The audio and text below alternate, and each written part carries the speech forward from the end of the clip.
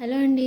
ఈరోజు మనం రాయలసీమ స్పెషల్ ఉగ్రాని బజ్జీ మన తెలంగాణ స్టైల్లో చేసుకుందాం. దానికోసం ఒక ప్యాన్ లాంటిది తీసుకొని దాంట్లో మనం ఆయిల్ వేడాక మినపప్పు, పల్లీలు, తాలింపు గింజలు వేసుకొని అవి మంచిగా రోస్ట్ అయ్యాక మనకి కావాల్సిన vegetables along with onion and పచ్చిమిర్చి వేసుకోవాలి. అవి వేగేలోపు ఇక్కడ మనం మున్మురాలు ఉంటాయి కదా, ఆ మున్మురాలలో వాటర్లో వేసి మంచిగా కడుక్కొని వాటర్ అంతా స్క్వీజ్ చేసేసి ఒక బౌల్లోకి తీసుకోవాలి. దాంట్లోకి మనం ఉప్పు, కారం, పసుపు, అల్లిగడ్డ అన్నీ వేసేసి మిక్స్ చేసుకొని ఇక్కడ మిక్చర్ ఉంటుంది కదా ఆల్రెడీ మనం వేయించుకున్నది, దాంట్లోకి వేసుకొని బాగా మిక్స్ చేసుకోవాలి. అక్కడ రాయలసీమ స్టైల్లో వాళ్ళు పప్పు పొడులు ఉంటాయి కదా, అవి యాడ్ చేసుకుంటారు. మనకి తెలంగాణ స్టైల్లో మంచి ఉప్పు కారం ఉంటే మంచిగా ఉంటుంది కాబట్టి మనకు అవి నడవవు అనమాట. సో ఇట్లా వేసుకొని కొత్తిమీరతోటి గార్నిష్ చేసుకొని ఒక 2 minutes మూత పెట్టేసుకుంటే మన ఉగ్రాని రెడీ అయిపోతుంది.